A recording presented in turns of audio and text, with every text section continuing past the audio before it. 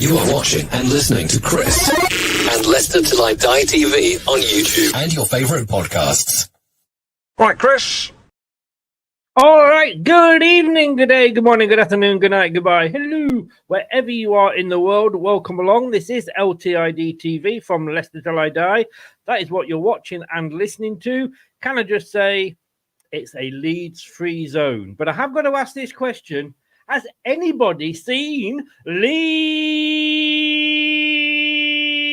I can't go on any longer. But has anybody seen them? Where are they? Who's still? But look, it's a Premier League special. We're going to talk the Premier League. Thank you very much if you're watching. Do join in the chat, by the way.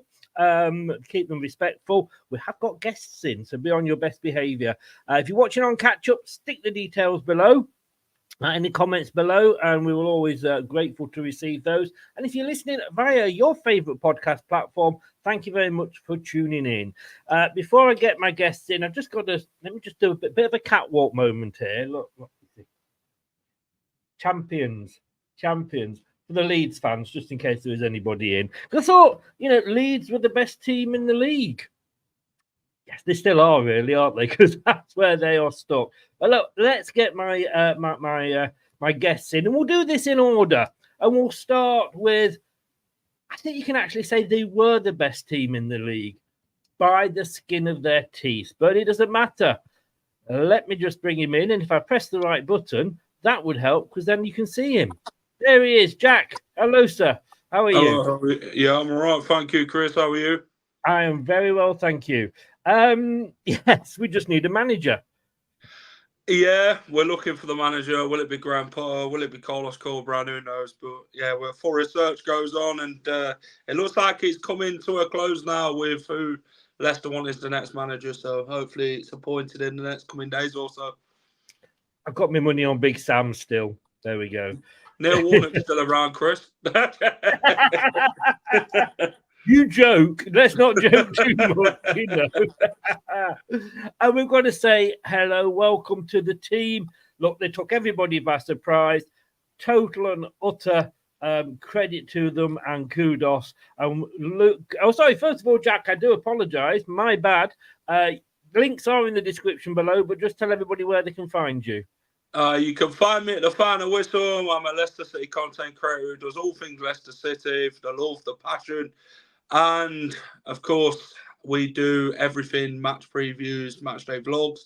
We also do the bits on the transfer business and all news regarding Leicester City, just like Chris, who's next to me that way. That way. And you're big on TikTok, but then don't tell the missus. Yeah, you can't say things like that. But look, like I say, kudos to this team. They surprised everybody. I did say beforehand that I was at a Jeff Stelling show, and there was two Leeds fans, Miss Woodsman and wife, sat in front of me, and I did joke that was the only time they were going to be in front of us all season. I tell you what, They nearly proved me wrong. Luke, good evening. Welcome along and congratulations. Yeah, thank you very much. Yes, it's good to be on here. I mean, have you pinched yourself that much that it's turned into self-abuse yet? I'm not far from it, to be honest. It's kind of been that weird feeling where we got promoted out of League One, and I guess some quarters that was expected, and most Ipswich fans kind of expected the team to consolidate, maybe try and push for the playoffs from a realistic point of view, that is. But obviously to finish second, just below yourselves, it's crazy, really. And I'm still kind of living in that, that bubble at the moment. And obviously, enjoy it. Where can people find you? Again, your link is in the description below. Yeah, so obviously links in the description below. I've popped my little @ thing on here, which is my Twitter handle, which is where I kind of post a lot about Ipswich Town. Obviously, I'm quite into my player recruitment, so there'll be a lot of little threads and posts coming out of the next coming weeks. And I post quite a lot of videos on my YouTube channel around the same thing as well. And hopefully during this summer, trying to make my uploads go up a little bit more. But now we're in the Premier League and kind of capitalise on that extra interest into my football club. Indeed, although having said that, we tended to get more views when we were in the Championship, didn't we, Jack? But look, my last guest. I love this man.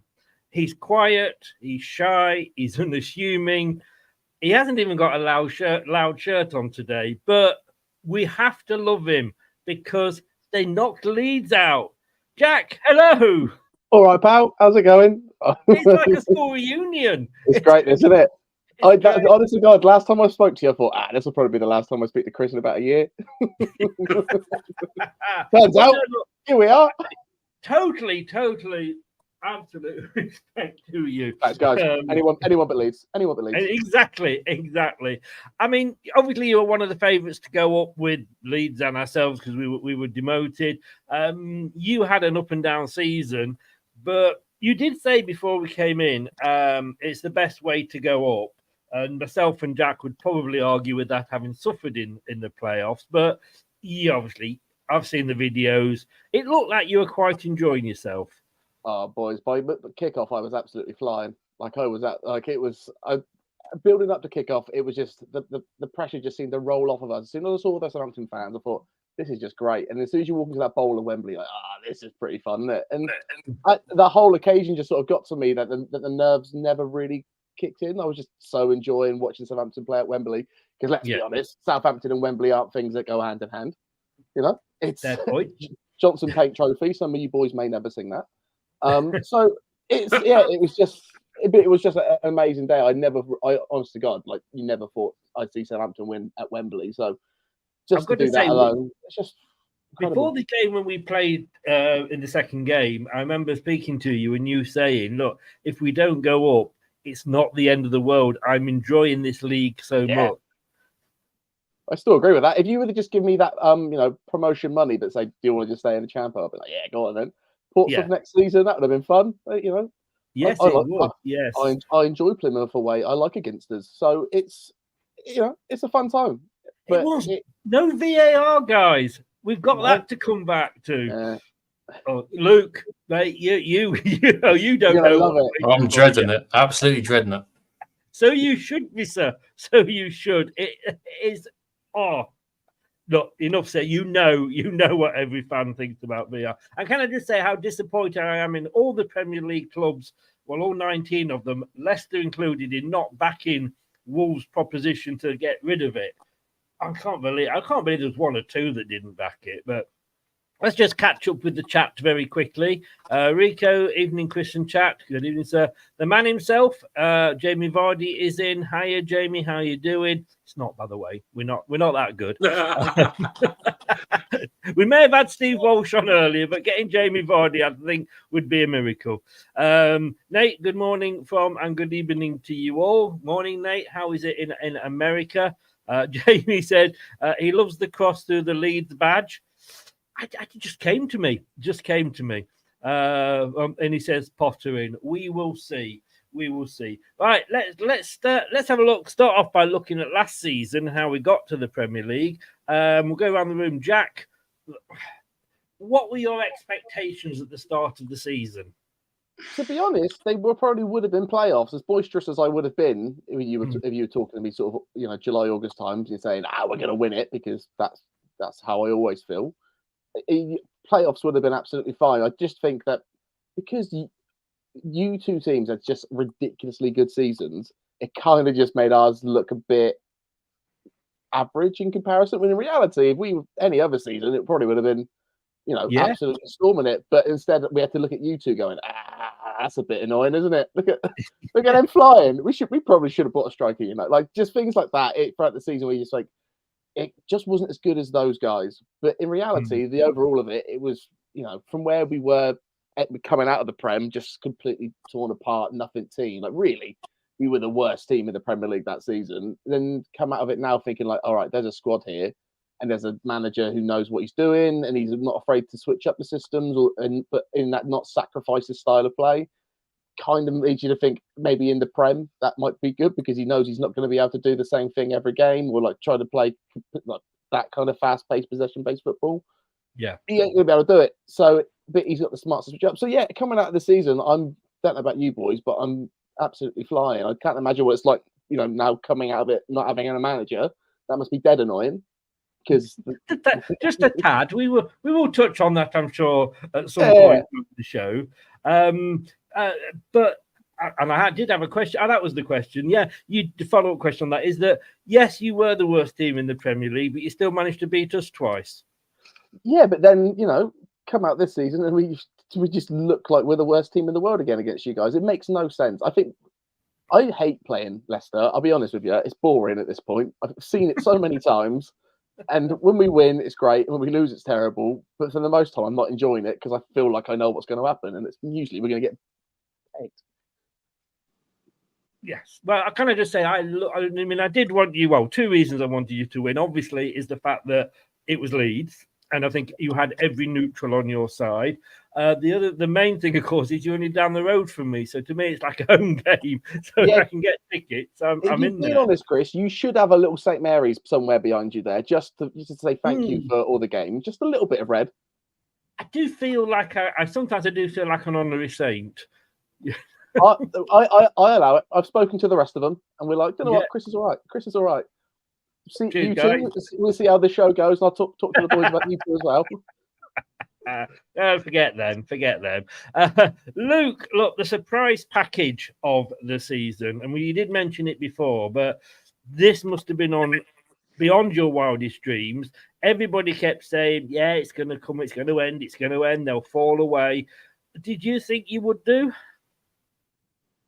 It's such a weird feeling, I kind of said to you before we kind of come on here live that there was momentum from the League One season, and there was a hope that with Kieran McKenna and the kind of style that he'd built and the trust he'd built in the players and the fans coming back, after kind of being disillusioned from the club in recent years, getting back into the Championship. There was I guess not an expectation, but there was a feeling that there was a positive outlook when we kind of looked at it as like, we've got nothing to lose here, try and attack the Championship, which is what our CEO said. Most fans, including myself, I would say, would have expected us to kind of be, I'd say, 12th, probably pushing for the playoffs before the season started. So to obviously finish second in the table is crazy, really. I look back at certain points in the season as kind of pivotal moments, I think, in terms of promotion. I think, one of the best games that I have ever seen at Portman Road, and people will continue to see. Sorry for Jack, is the 3-2 win against Southampton with Sami. We'll pick on Jack in this channel, don't worry, mate. But for me as a Town fan, that's probably one of the most excitements I've had. Really, I've been so used to my team stagnating in the Championship, having Mick McCarthy as our manager, then getting Paul Lambert, getting relegated.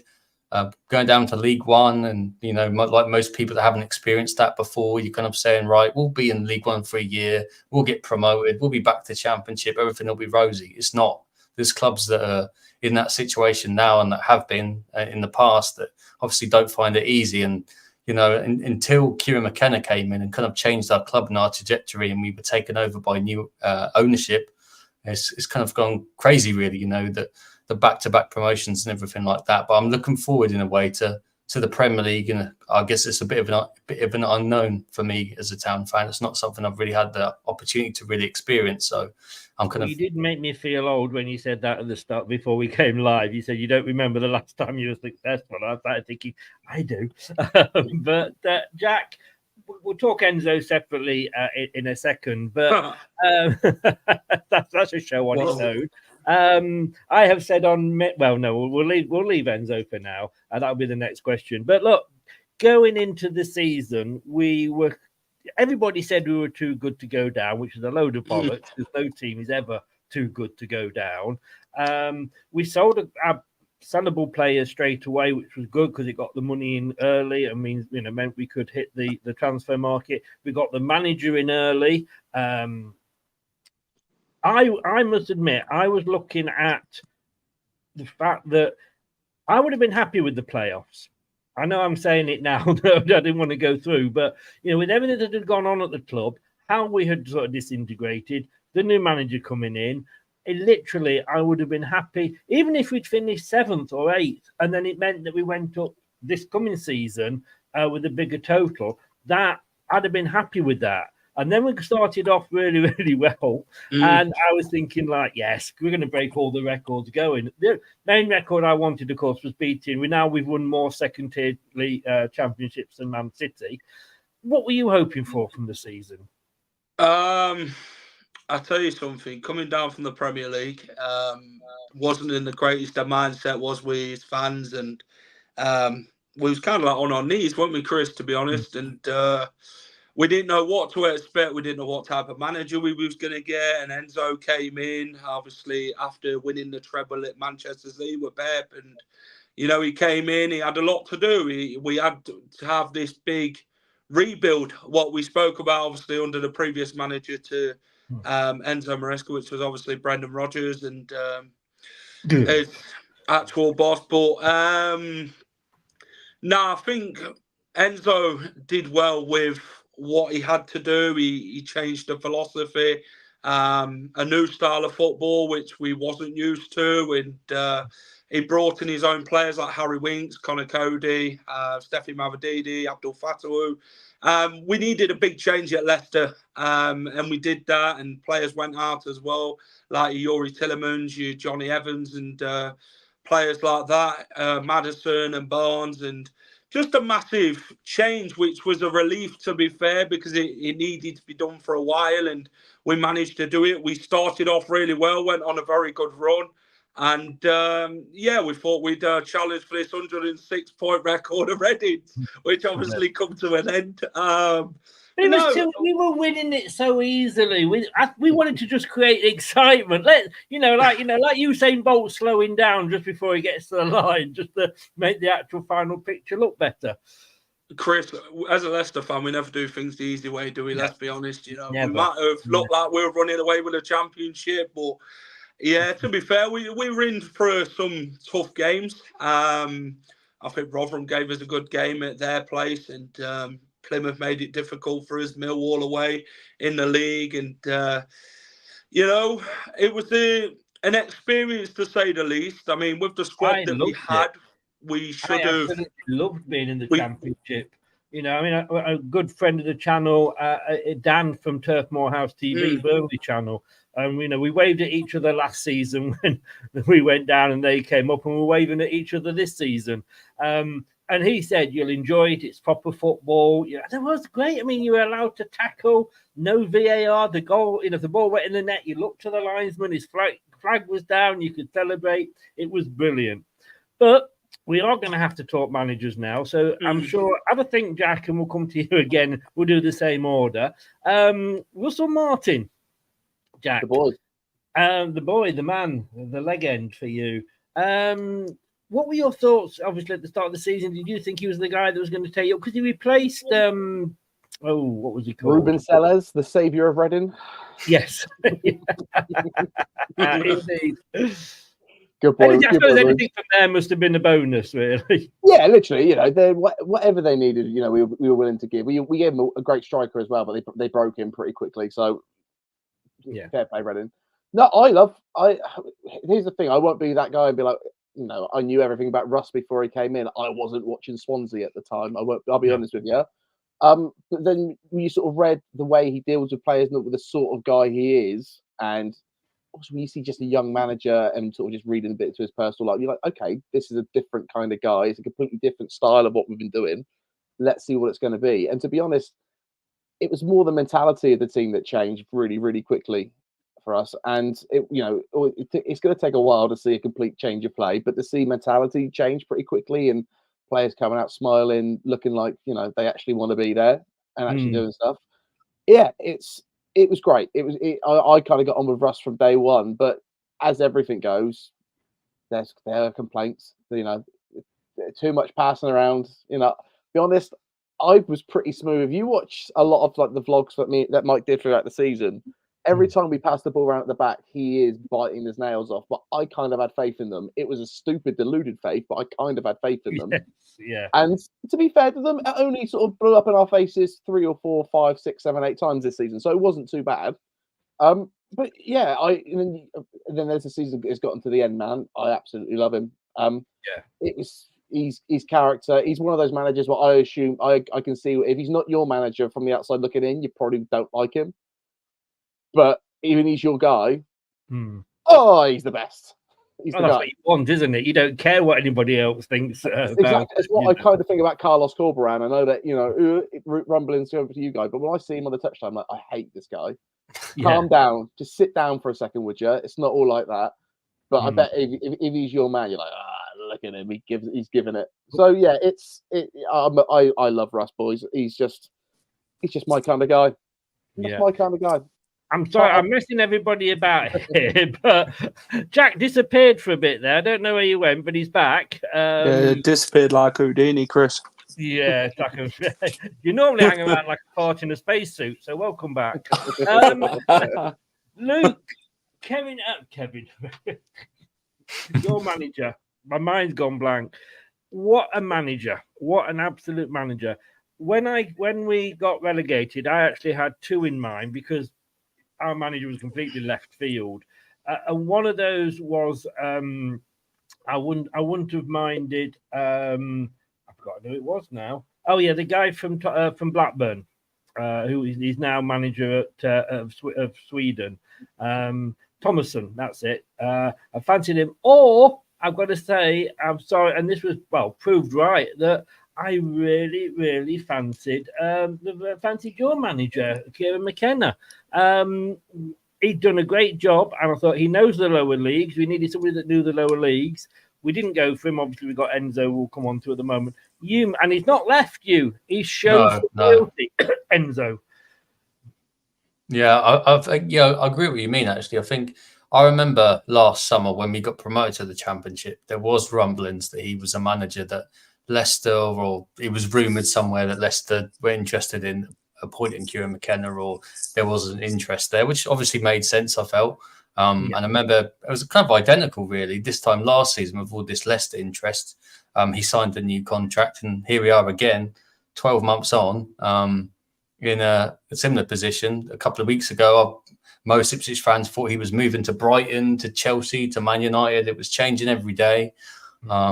Luckily, we got the news that he'd signed a new contract, obviously probably with some sort of release clause to be met, maybe. Obviously, the Man United job hasn't changed at the moment, so there's still some, I guess, concern that might happen at some point, potentially. But I think it's just one of them things, really. You need to kind of enjoy this guy whilst he's here because, I remember when he actually got appointed as Ipswich Town manager, we had Paul Cook, and it wasn't really going very well. We lost against Barrow on ITV in the FA Cup, and it was horrible. He comes in and no one really knows who he is. They see him on the touchline at Man United, and all these Manchester United fan channels on YouTube are kind of saying that him and Michael Carrick are the kind of people that are, I guess, at the hands of Man United's demise, which obviously isn't true. And, we get this guy, he reinvigorates our team. His actual first part, when he first takes over, first half season, we finish 11th. he comes in and gets us promoted back to the Championship, you know, with a really good January transfer window in League One, signing people like Nathan Broadhead, Massimo Luongo, Harry Clark, George Hurst, who you kind of know about.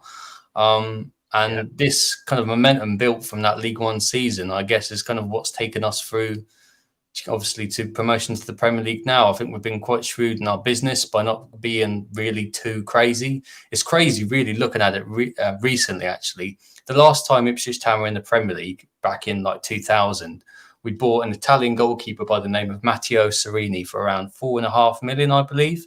And that is still the current most money we've ever paid for a player. So when you look at it from that perspective, and I think, you know, going back to earlier about my pre-season expectations for the Championship and looking at, obviously, the parachute teams in, you know, Leicester yourselves, Southampton and Leeds, and seeing the amount of money that could be sold by them clubs, but also spent by them clubs compared to us. So obviously, we've got a decent backing, but not been able to really spend as much money as we probably wanted to. I think we've been very, you know, I think it's made the journey that more sweet. You know, we haven't spent big amounts of money on players. You know, we got a really good loanee from Chelsea and Amari Hutchinson, who's kind of grown throughout the season, and people like that. And, you know, our top 2 goal scorers were Nathan Broadhead and Connor Chaplin with both 13 goals. But I think a lot of what is really built into the club over the last couple of years is something that we have on the back of our shirts, which is run towards adversity mantra, which is where, you know, as a club, really, I don't think we know when we've been beaten. I think we're one of the clubs. We didn't last season. I think we're one of the clubs. If I check my stats here, we're one of the clubs we've got 32 points from trailing positions, which I believe is the most in the Championship since the 2013 to 2014 season. Obviously, there's been this narrative banded around Ipswich Town are lucky and that kind of thing, and that we're getting these last minute winners and that. But I think it's just literally it's good game management for McKenna, bringing on subs. You know, there's times in games where we're bringing on 4 subs, all fresh players, all attacking players coming on all at the same time, and against tied defences. I think I hate to keep picking on Jack here with Southampton, but the best example of it is Sam Morsey in midfield. He doesn't mean it. Sam Morsey in midfield sprays a ball across to Leif Davis and he kind of gets in behind James Bree, and James Bree gets a red card. And I think, you know, we created great momentum in that game and many other games. You know, I feel like, you know, Leicester, well, both the games at Portman Road and at the King Power, where they're, you know, quite close affairs. And I feel like part of the game, Ipswich are probably going to be losing by more goals, and ends up being. We always used to get red cards for Southampton players when we played them, didn't we? What is this? Right, hold on now. What is this? Because there's no need for me to double down on it. That's the guy that had a good season, mate. Just leave it alone, yeah. It's all worked out for everyone. Just still got the love for you, Jack. Still got the love. Yeah, you guys might want to go now and take a break because we're going to talk about Leicester manager. I mean, I've said on TalkSport, Jack, he's gone for his 30 pieces of silver. I understand him going. I get that, because if managers don't go when their stock is high, and we saw this with Brendan, you know, when he was doing well, he was being linked with Spurs. I think I should have been thinking of bigger clubs, really, shouldn't I? But Spurs, Arsenal, Man United, Barcelona. And of course, he ended up back at Celtic because he hadn't done so well. So they have to go. But I'm glad he's gone now, in a way, rather than sort of going mid-season, you know, and drop us in it even more. But what were your thoughts on him leaving? To be honest, I'd have liked him to stay for another year to see what he could do with us in the Premier League, to be honest. He talked about a project, Chris, when he came in, and I thought, you know what, this guy could be here for quite a few years. He said, you know, I could be at a club 6 to 7 years with one club, and you're thinking, could this be Leicester, where he could actually go and build something and get us back to where we want to be, back in the Premier League and doing well and that. And I think that's something we quite have read into with fans. And Enzo, it might not have been the prettiest of football with this possession-based football. Some fans didn't like it. Some fans, as long as we won, it didn't matter. And I think, you know, as long as we won games and, you know, he got us back to where we needed to be, that was the icing on the cake, wasn't it, to be fair? And he did his job, which he came in to do. Chelsea come calling, and you're thinking, okay, then. The thing is with Enzo with Chelsea, it's kind of like he's not going to turn it down because they're a big club, aren't they? You know, They're they bigger could be than a step Leicester, above, let's and then obviously the money's there for him. He can do things with that young squad that Chelsea's got, develop them really well because he's very good at that, isn't he? But helping these younger players progress. He did it at Leicester with quite a few of our young players last season who played, and I was a bit kind of annoyed that he'd left in the way that he did, jumping ship straight away. But like you say, Chris, I'm glad that we actually got it out of the way now rather than the week before the season, because then we'd have been kind of like thinking, who's going to come to Leicester? What kind of manager are we actually going to get? The transfer window and all that. And yeah, which it's one of of course them. is on Friday, the transfer window. It is. I must admit, for me, it's a bit like when Kanté left. Absolutely love him for what he did, but hated the way that he's gone.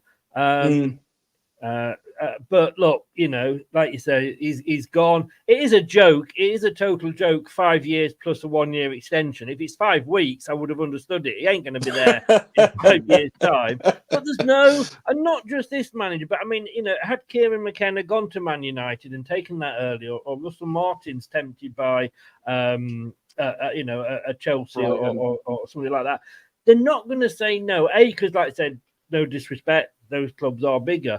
But they're not going to lose. I watched a podcast recently, and it had Nigel Pearson on Sam Allardyce's podcast, and they said to him, right, it was a bit of a weird decision that you took the Watford job. And although he didn't say it, what he was sort of hinting at was, well, I get my money whatever. Because if they sack me, I still got a nice big payoff. So there's no, you know, real incentive there. But apparently, guys, just bear with me. I'm breaking up a little bit. I don't know if you guys have seen me breaking up or whether it's you guys, but I think it's me. But we do have we've got a special outside broadcast. We're going to go over to the main studio, and we've just got some news apparently.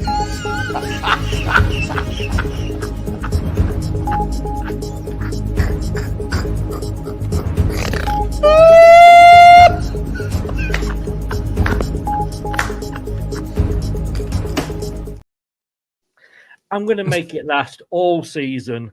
I do a radio show in the morning, and the day after your win, Jack, it was all I predict a riot, and you know everyone's a winner. No, they're not Leeds, are they? I enjoyed it. But I love this channel. I should watch this channel more, man. You're pretty funny. It's Is that a Leeds fan I hear? No, it's not, is it? Don't be silly. Of course it's not. Jack, I want to talk a couple of players, first of all, one with yourself and one with Luke that are Leicester connected. But look, you know, we spoke about him. We talked about him when we bought him. You said what an absolute donkey we were buying. He didn't really, I've got to say, get a chance in his first season. But Yannick, the Great Dane, just signed a 3-year extension. I mean, he never played under Brendan Rodgers. I don't know why Brendan Rodgers bought him. I think it was panic because Fofana had got injured and we needed somebody. He was absolutely brilliant. One of my player of the seasons last season. He can put a ball on a 5p piece, can't he? Yeah, Yannick Vestergaard was one of the players of the season last season. He really showed what he could do. He's not blessed with pace, is he? But the guy's got height. He can win them aerial duels, and probably should have had about 6 or 7 goals last season from set pieces. But he did well under Enzo Maresca. He proved that he'd his worth last season, and I think he did deserve a new contract. To be fair, could we question the 3-year deal? Of course, you know. I think 2-year deal would have been ideal, but.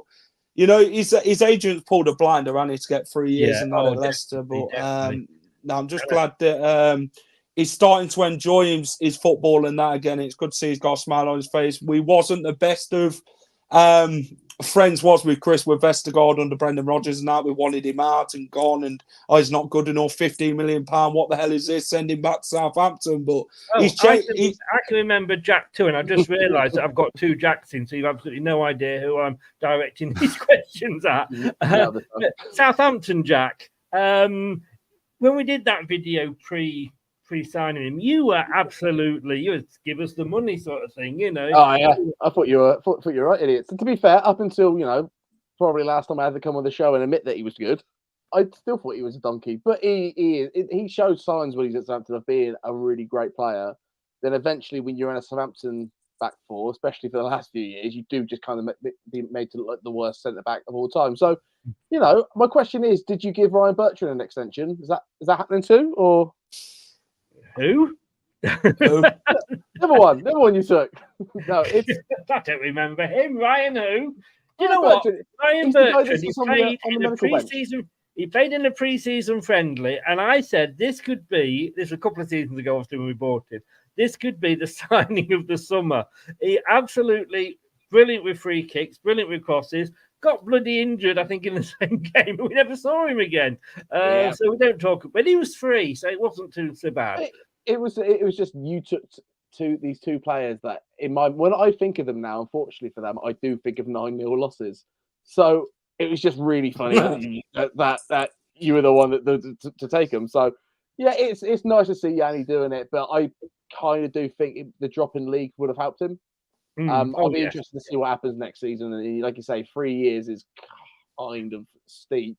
I would, especially given that you've gone back up and how little he did show in the Prem. But honest to God, he could be one of those players that goes back up, and now he's got that sort of confidence. Same with Adam Armstrong for us. He was not a Premier League striker, but now he's in a squad where he's scored 27. He's had a wicked time with us.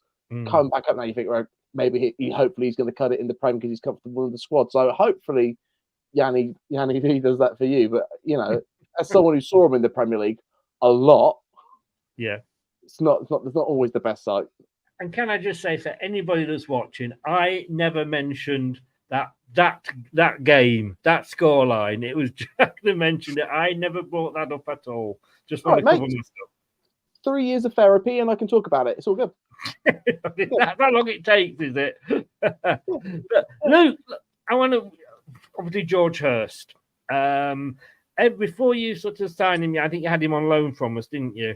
And everyone was sort of saying, "Oh, we should give this a guy a chance," and he wasn't getting the chances. We'd gone out, we'd bought other players, or he was getting knocked down the league, down the ladder, so to speak. He's been a really good signing for you, hasn't he? Yeah, he was. I remember him. He came obviously on loan from you guys last season, and I think he was initially on loan at Blackburn and barely kicked the ball, and kind of joined us really. And he suits our system perfectly. He scored some really last season, right? A League One season, we had to run a crazy unbeaten run to get up to automatic promotion in League One, and his goals was so crucial in terms of our team, in terms of the momentum that they generated. He scored a really important goal against Barnsley on a Tuesday night in a really important game for us. He scored against Derby at Pride Park, really important game. And ended the season well with us before getting a slight injury. Obviously, joins us in the summer and starts really well. He scores on the opening day away at Sunderland on Sky. And we're starting to see, as the Championship progresses in the earlier part of the season, his integrity to the team, his importance to the team. How he doesn't, even when he's not scoring, his contribution as a striker in our system is perfect. Suits us down to the ground. We play you guys just before the January transfer window. He gets injured, ends up coming off as a sub in that game, and we're really missing someone of his focal point, which ends up leading us to get Kiefer Moore in January. And that signing, kind of works well with us, and get George Hurst getting fit near the end of this season, and scores a couple of important goals to help us get to the Premier League. But I think he's one where I think brilliant signing for us. Someone that I really love watching as an Ipswich fan. Someone that really I think could take what he's built with us in League One and done in the Championship, and I think he could be a bit of a surprise package in the Premier League, I think. Leicester, Jack. I'm not going to do this again. Leicester, Jack. You spoke about Vestergaard, Hurst, one that got away, do you think? Or I honestly can't say we've got better at the club now because we've still got Patson Daka. I mean, Inacho's gone. I love Daka. I just think, when he came in, he did what he had to do, got 16-7 or something like that. But then coming back after AFCON, his confidence had gone. I think he should have been taken out and been taken out the firing line. But Enzo went the other way. Do you think George Hurst was one that got away? I don't think he fitted Enzo's system, to be honest. We're one of them clubs who don't play the big man up front now, do we? Since like Steve Harwood left and Ajoa and players like that. So we're more of the smaller sort of approach. Let's be honest. George Hurst, a good Championship player. Let's be honest. He can score goals. He proved it. Ipswich, he done phenomenal in League One for them on loan when he did go on loan to them the first time. Then signed permanent with them last season. I think George Hurst, he did well in the under-23s for Leicester, but I just don't think he cut the system in that at Leicester, and I think that was why he ended up exiting from the Foxes. Indeed. Right, just a very quick break again here. I've been sent an important message that I just need to put up very quickly.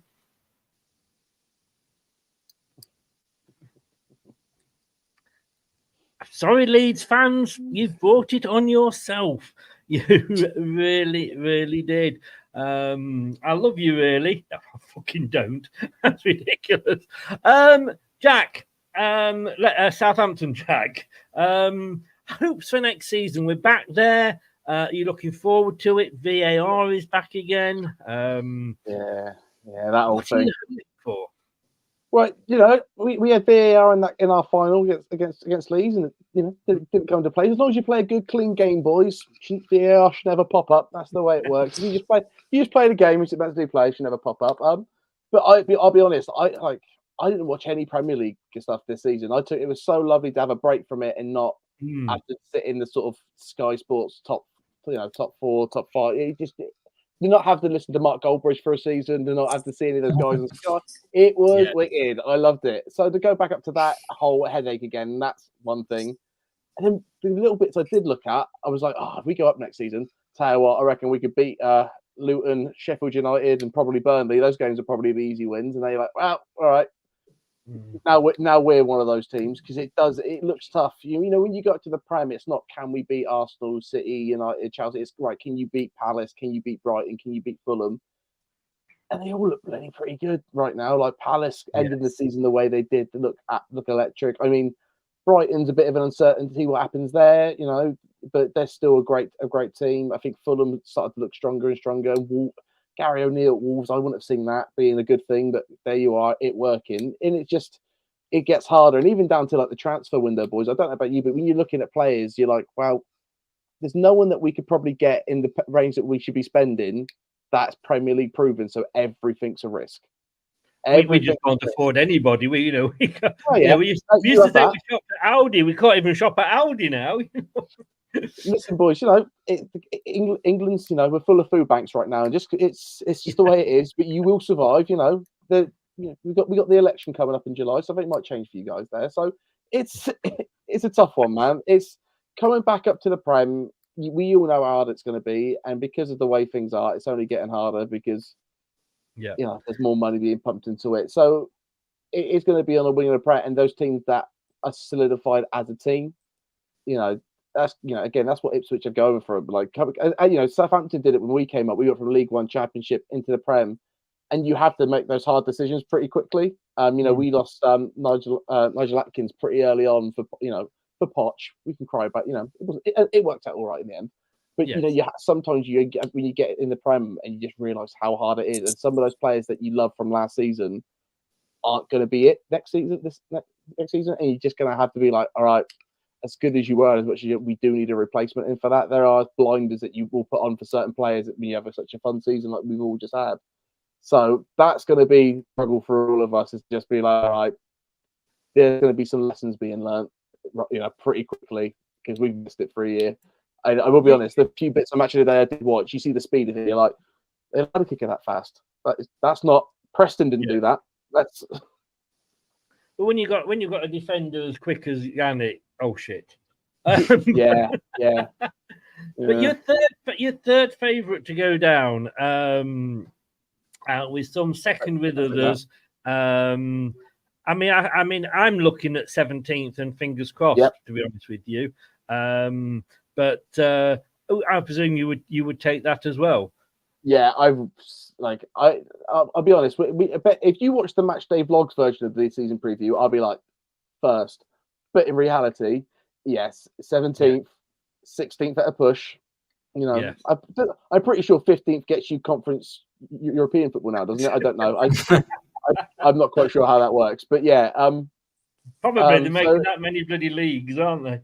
Yeah, so the European Johnson Paint Trophy, I think that's what that is. So it's you just don't know anymore, boys, because your team could just go into that league and it click and it work and it does and it is fine, or you're going to be shown what the Premier League is. So nervous about it, but I think all of us here surely are real realistically thinking that 17th spot is mine.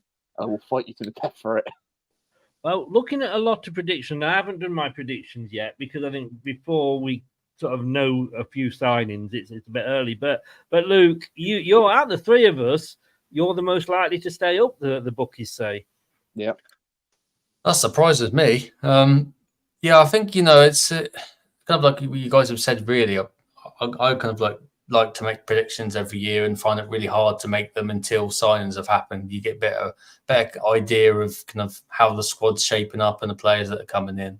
I think for me, going into this season, it's kind of, I'm more than happy just if we stay up. That's fine with me. I think, as I said, I remember being in the Premier League, but I don't really have any memories of going to games because I was too young. But being able to treat this season as, look, I've got a chance to go to all these Premier League grounds I haven't had a chance to go to before. I've been, I say lucky, but I've been to a couple of Premier League games this season just to kind of see what it's like. I went to Brentford, Brighton, and I was like, this game's going to be really cool. Both two interesting teams. Finished 0-0. There was VAR in the game. Everyone sat in the stand thinking, what the hell is going on here? It just comes up on the screen, and there's this kind of nervousness around the ground as everyone's kind of looking at what's happening. That's the thing I'm not looking forward to, VAR. I think all you guys here have kind of experienced that in the Premier League. For me, it's a bit of an unknown. It's something that you watch on Sky and you see all these kind of chaos ensue as one team saying, this should have been a goal, that shouldn't have been a goal, and the amount of controversies that there's been. Going back to what you were saying, Chris, earlier about the teams voting on, abolishing VAR and kind of favouring with Wolves. I think from an Ipswich perspective on that, I think it's more the case of, right, we've just come into the league here, and I think it's more a case of, right, if we were to, the first thing about us going back into the Premier League, if we'd voted to side with Wolves, then it kind of sets us on a bad footing with the Premier League, if you know what I mean. By going straight back into the league and voting against what they kind of believe in as an institution. So I think it's something that as a fan, I'm kind of got this air of cynicism around how it's going to operate. Like you were saying, a lot of our midfield players is quite aggressive and got quite good ball winners in midfield, and I do worry about there's slight challenges that our players put in and how they'll be deemed, and slight tackles and dives of penalties when they shouldn't be. So I think that's the only thing I think I worry about the most, is how our team is going to adapt to the Premier League, in the sense that obviously we're coming up against world-class players that are the top of their game and will be representing their respective nations in the Euros. And kind of just seeing how VAR treats, I guess, clubs like Ipswich, and that obviously, I guess, they favour these title races that they have. And if these smaller clubs or clubs of lower down the table are trying to, snatch these last minute wins against potentially Premier League higher up teams, how they'll treat us with VAR is the thing that I'm intrigued to see. Before I come on to Leicester, Jack, to talk about our chances, which about nil. Do any of you guys watch Have I Got News for You? Well, they have a section in there, don't they, which is the odd one out towards the end. So I'm going to do an odd one out here because you've got Jack's ahead of me possibly here. You've got Jack, who is a Leicester fan, Luke, an Ipswich fan, and Jack, too, the Leicester fan. Now, look, who's the odd one out? Which team? Who supports the team that hasn't lost 9-0 in the Premier League? Why, mate? Why you got to be like this, huh? I don't know. Just asking because, of course, I mean, some team has done it twice, but Leicester beat Southampton 9-0. And I'm sorry, Luke. Welcome back to the Premier League. But last time you were there, Manchester United put 9 past you. It's all right. I've been there too. You have, haven't you? You have, yeah. It's the only table we're probably going to top, Jack. But we've not been stuffed 9-0 yet. But look, moving on, we're favourites to go down. No manager. Looking at a points deduction. Should we just give up now and enjoy it? I mean, if we've got much chance of staying up. Depends what the points deduction is. To be fair, I don't expect it to be a lot. To be honest, I mean, some of the points like -12 and -15. That's like administration sort of scenario, isn't it? And we're not that. We've just got to get the right manager, the right balance, the right players next season. I think the players are going to be well up for a fight because it's going to be a season we're not going to be used to be honest. It's not going to be a normal season for us, is it, in the Premier League? We're going to start off with a disadvantage, which is obviously the points deduction and that for sure. It's going to be a real challenging, battling season for the Foxes. And, could we do a Great Escape 2.0? Who knows? But, it's one that's going to be a challenging one for the Leicester. I think I enjoyed the Championship without the whole VAR situation. Am I looking to be to VAR next season? No, not at all. But it is what it is. We've just got to get on with it and just really crack on with next season and give it our best chance. I mean, Leicester, Jack, and I said this and thought, yes, all right, we could start. I mean, yeah, like you say, you get 9 points for going out of business and anything, 12 or 15. But look, we're going to, if we've broken the rules, we've broken the rules and we have to take the punishment. But at least it's like a Formula One race where you're starting the race in the pit lane, but we're still actually at the race. And that's the important thing, isn't it? Yes, where you start off at the back, Chris, and work your way to the front. But of course, if we do manage to pull off the Great Escape, we all know what's going to happen. Next season, we'll go and win the bloody thing. Yeah, maybe we could dream about doing that again after the last time we did the Great Escape in 14-15. And I think we were bottom for quite a while, weren't we, last time? Bottom longer than any other team has ever been bottom and survived. And then I think the last 8 games, I thought we were superb. Yes. Yeah. Andy King's last minute goals and that took a weight as well, Chris. it was the most well, and honestly, on the back of the Great Escape, I decided not to renew my season ticket. I know why you missed out on the golden ticket. Yeah, I did. I did feel like that. I did manage to get a ticket for the trophy lift, though. Jack, Southampton, Jack. Your thoughts? I mean, look, I don't think Leicester's going to be the only team that's going to be punished this season. They're talking about Villa. I mean, look, when you look at these clubs, none of these clubs will go bust because we've all got owners that have got money. They're just not allowed to spend it, or they're only allowed to spend a certain amount unless you've got Manchester in your title, or you own a few hotels. But will Chelsea get done with Manchester? We don't know. But, Villa, they're on about going back to Everton and with more. Yeah. I mean, it's spoiling the game, isn't it? Last season, it was almost like the league wasn't decided by what happened on the pitch. It was decided by how many points you got deducted. I mean, yeah, boys, or you could just not break the rules. Yeah, no, that's a fair point.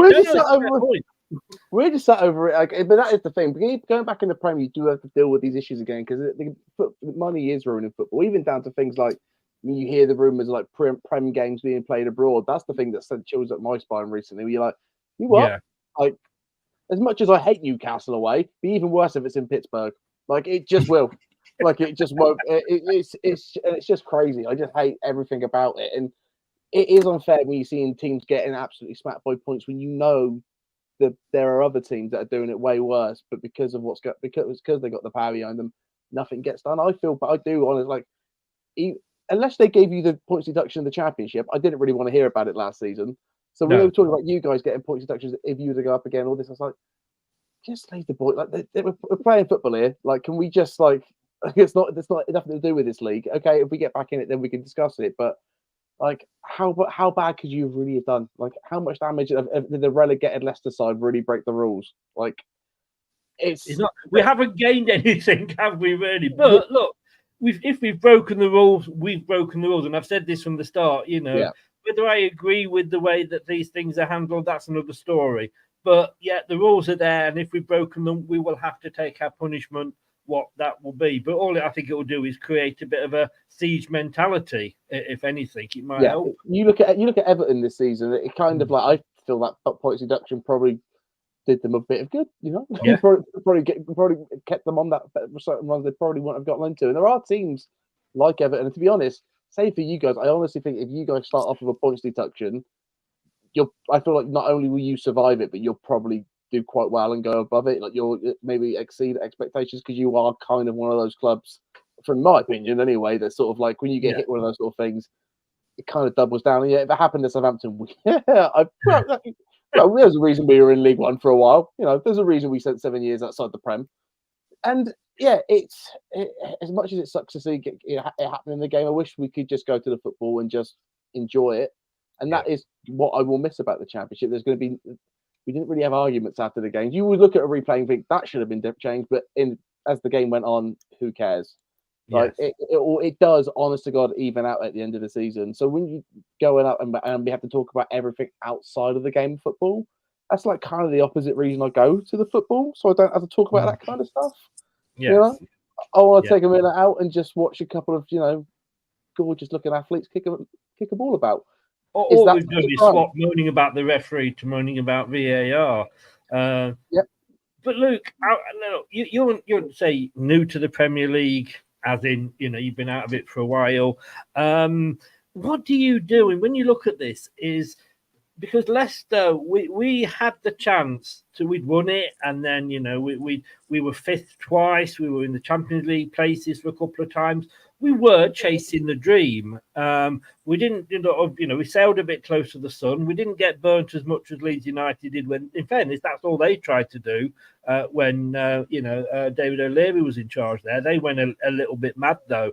But what do you do as a team? Do you try and spend the money to stay up, or do you try and cut back and say, well, look, we daren't risk this just in case we go down? Because no team's going to plan for relegation, are they? No, I think that's the interesting thing, like looking back on the season that's just gone, really. Obviously, you had Luton, Sheffield United and Burnley go down, and Luton were a team that, kind of, I guess, like us in a similar way. No one really expected them to go back to the Premier League, and they didn't spend that much money. Obviously, they got quite a good, shrewd free transfer in Ross Barkley, who's, I think, is going to Aston Villa this summer. Sheffield United were I think basket case is a bit of a strong word, but they were a team that were, kind of, I guess, the Premier League's whipping boys in a way that they really struggled. They didn't acclimatise themselves well. Burnley, I guess, a little bit the same. Their manager, obviously, Vincent Kompany's got a background in Belgium, so they recruited a lot from the Belgian market in terms of transfers. That didn't really work out for them. And then, obviously, weirdly enough, they get relegated and Kompany goes to Bayern Munich, which I find really strange and hard to kind of fathom, really. Yes. I think from an Ipswich perspective, it will be interesting to see what happens when the transfer window opens on Friday, because I wouldn't, from my perspective, I wouldn't expect us to be the kind of team that spends a lot of money, and I wouldn't expect us to be the kind of team that spends next to nothing. I think it will be a bit in the middle. We might spend some decent money on one or two players, but I think it's about being sensible. We've been quite I guess, forward thinking and sensible in our recruitment in recent years. And I think our CEO said recently that, going into the Premier League, it's all well and good your recruitment being good in the Championship and League One, but because of the finances involved, the need for lack of mistakes, the chances you get to have mistakes are much more. So I think it'll be interesting to see once the transfer window's opened. You know how it is during the summer. Clubs and teams are linked with players left, right, and centre. Some might end up coming true. The other ones are just paper talk. So, I think there are some as well some interesting free agents around at the moment that clubs could try and build. I think the most important thing for an Ipswich perspective is that we try and recruit players, I guess, with Premier League experience. I think that's going to be really important for us as a team, because there's a couple of players in there that have made the odd appearance for an Everton or someone like that. Or our most experienced Premier League player was Sonia Aluko, who's retired this summer. So I think it's really important that we, whether it be spending a little bit of money on one or two players that have played Premier League experience, I think, going about it sensibly, not spending too much, not spending too little, being in the middle, I think will serve us all right. And then just about fighting and trying to, make Portman Road our fortress, as it has been in the last couple of years, in terms of, getting those wins in good form. Yeah. And Leicester, Jack, this did make me laugh. I mean, Leicestershire Live, you do something to take what they say with a pinch of salt, even though they are the local rag. I love the story. The headline was Leicester City warned over big surprise, but told how they can survive in the Premier League. And that was coming from the guy that got Sheffield United relegated. I mean, it was a bad season. I mean, when you look, West Ham got relegated a couple of seasons ago on 40-odd points. And this season, that would have put you mid-table virtually. I mean, they were awful. Can we be... I'm just looking for the guy's name because I can't... Chris Wilder, who said that. Are we going to be as bad as one of those three teams? Surely nobody can be that bad again, can they? No, I think, to be fair, you look at Sheffield United last season, very poor, lost quite a few of the games by 5 goals, and I think they've conceded the most. I think they've had the worst goal difference in, I think it's Premier League history in that they got last season. The only team to concede 5 goals, and I think it's more than 4 games. And Burnley, Vincent Kompany took them up from the Championship. They did very well in the Championship the season before.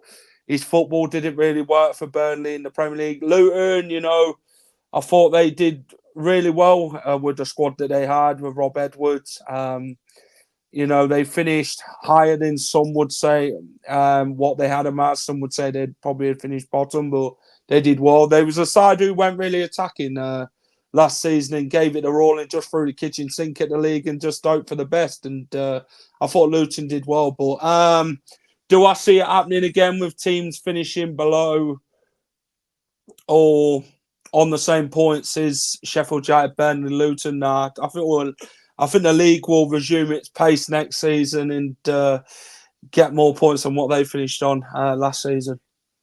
I'm just going to end with this because I got very, very excited then, and you can't tell because of where the table is. It hides that sort of thing.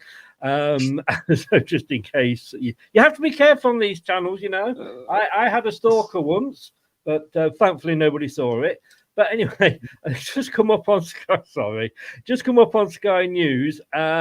Leicester, and this is apparently is breaking news, but Leicester interested in former Chelsea boss Potter. And I thought, well, yes, at long last, we've got some news. No, Sky, we haven't. You just regurgitated. We're interested in him. No shit, Sherlock. Of course we're bloody interested in him. We've been interested in him for about 4 years.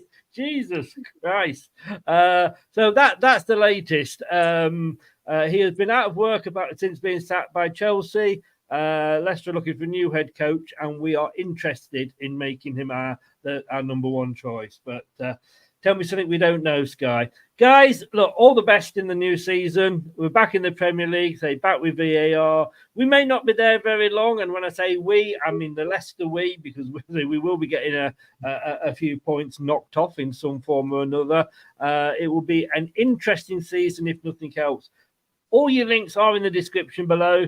Southampton, Jack, just give a shout out where people can find you.